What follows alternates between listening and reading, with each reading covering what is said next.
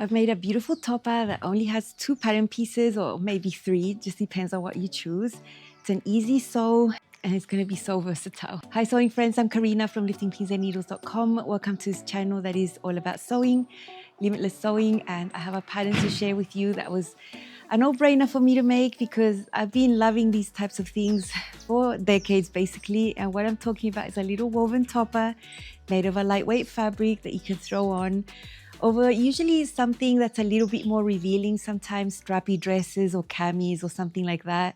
Sometimes you just need that little extra layer when it's air conditioned and it gets a little bit chilly, and something light and easy to sew. And this is from Pattern Emporium. It's called the Batwing jacket. Not to be confused with a batwing top. The chasing butterflies, that is a knit top. Got nothing to do with this one. This is for woven fabrics, and it's only got 2 pattern pieces. It's got a curved front, and then the back is a little bit curved as well. There's long extended shoulders here that form like a batwing shape under here, and then the length of the sleeve is going to end around the elbow, below the elbow. You can sew 3 lengths, one at the high hip, the full hip, or at the upper thigh. Front and the back, those are the 2 main pattern pieces, and then the third one here is optional because for the front there's like a curved facing piece that you can sew on and have that contrast. This is not a rectangle that you have to wrangle into that shape. No, it's shaped curved.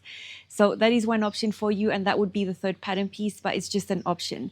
Lots of ways, creative ways that the tutorial shows you how to finish the edges as well. Pom-poms, trims, lace, binding. You can even just serge all the edges and fold in and top stitch. So that's up to you. That's the creative bit here. I'm going to keep it simple and I'm going to just bind mine. I'm pretty confident with my binding. I never regret doing it for a simple garment like this, and it always turns out super, super neat.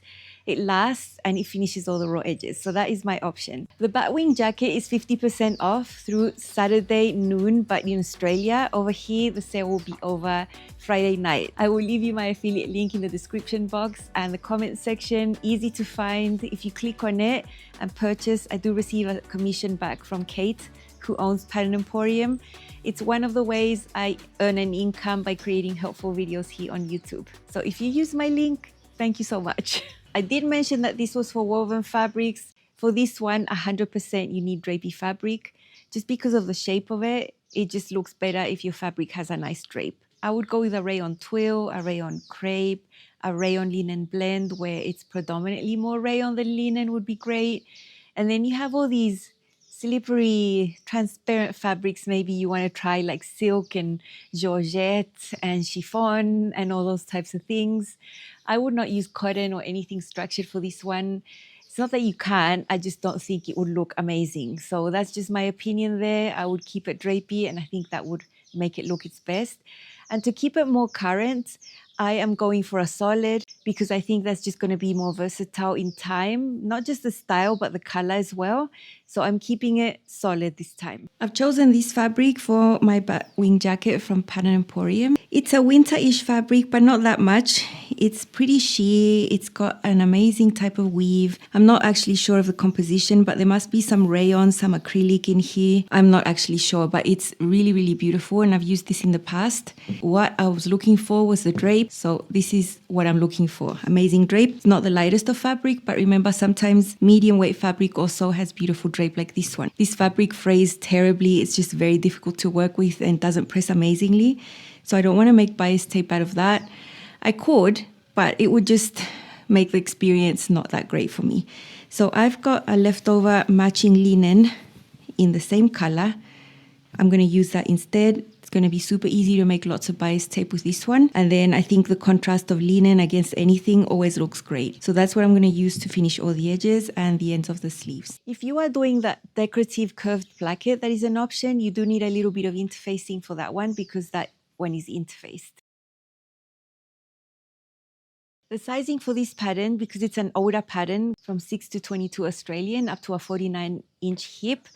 But I think if your hips go up to a 51, I think you might get away with making the largest size because there's a nice amount of ease here.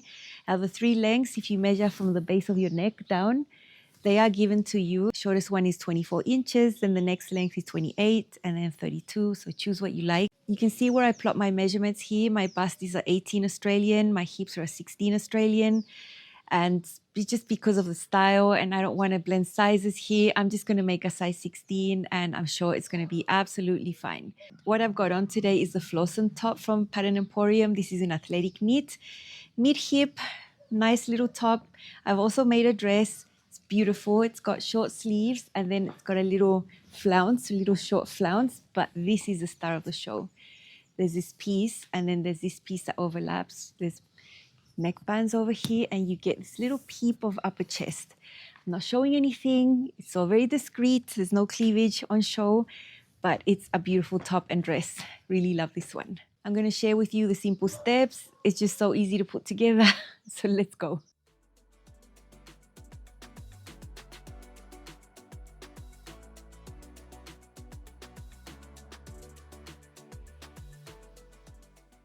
I want 1/2 inch bias tape when it's folded already. That's what it's going to look like. That means I'm going to use the bias tape maker that has a 25 at the back so that I get a finished width of 1 inch. My strips are 5.5 centimeters wide or 2.25 inch.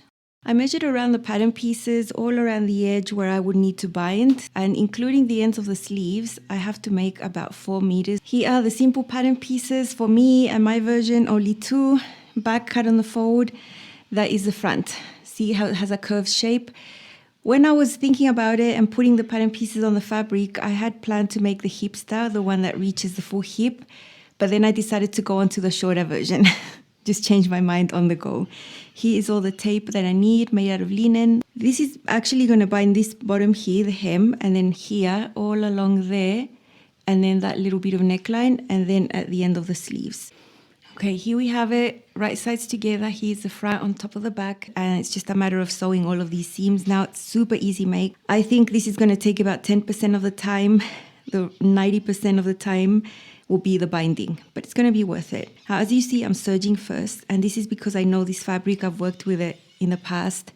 It's fraying without even touching it, so I want to get that over and done with, serge, and then sew the seam.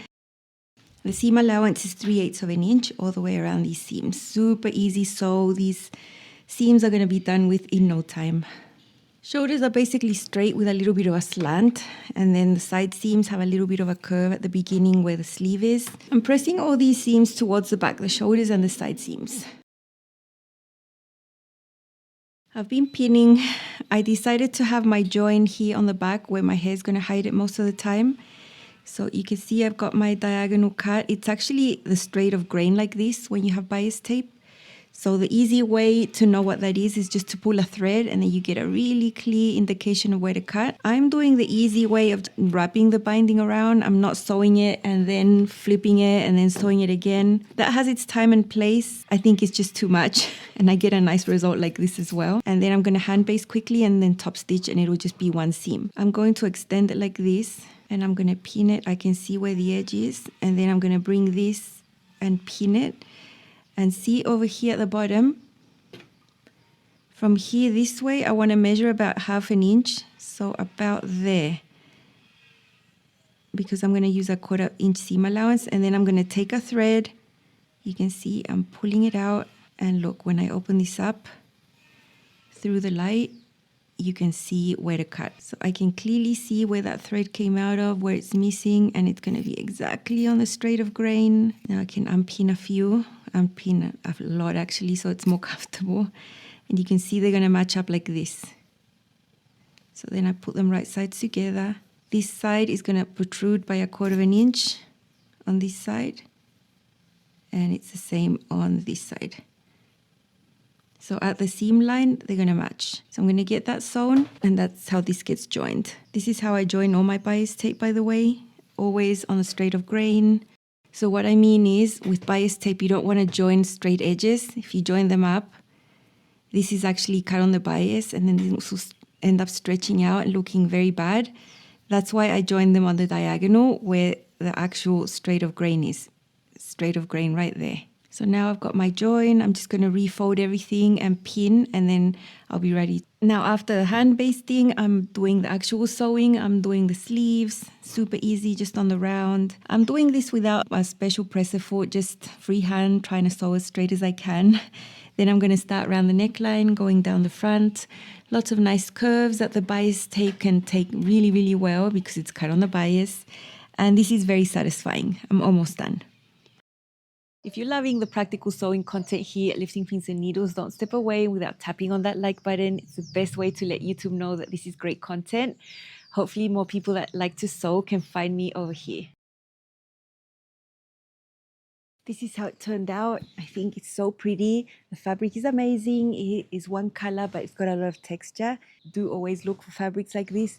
You can see how almost transparent it is and how well the binding matches. This is actually the only way I would have been happy to finish this. With a fabric like this, I couldn't have serged and turned under. It would have frayed, it would have looked horrible, it would have stretched out. So I think this is the best way for this fabric. You can see the drape, it's just beautiful. I'm glad I did the shortest length. You know, all in all, it took about an hour and a half to sew. Probably 90% of that was doing the binding. The rest was so easy. And it's just beautiful. Just simple seams that are serged inside. All the edges bound, including the ends of the sleeves. Very nice experience. Let's see it on. This is my Batwing jacket from Pattern Emporium. This is a size 16 and I made the shortest length available. There's cut lines for 2 longer lengths. I used a very strange winter fabric that's very drapey. I'm not sure of the composition. I'm sure there's some rayon in here. Acrylic maybe. It's full of texture. But the best thing of all is that it's drapey and that's what I wanted. Burgundy color is beautiful and I finished all the edges with binding.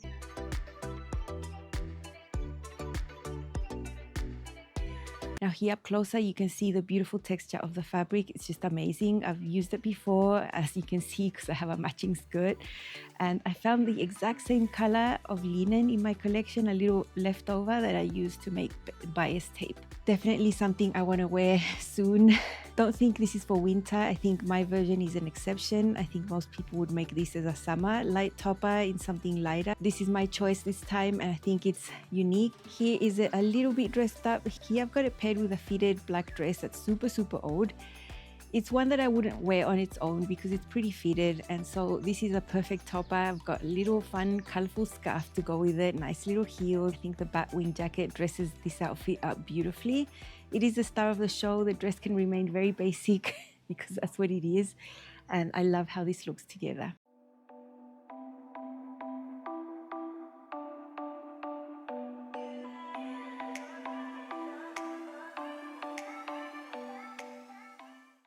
Now let's dress it down. It goes beautifully with jeans. These jeans are fitted at the waist and hips and flare out at the bottom a little underneath the knee. The fit is very good. They are ready to wear, by the way. And I've got a t-shirt that has a print with burgundy in there, some loafers. This would be a very comfy outfit. And the Batwing jacket is a beautiful topper to just bring it up a notch while still keeping it super casual. Absolutely love sewing this pattern.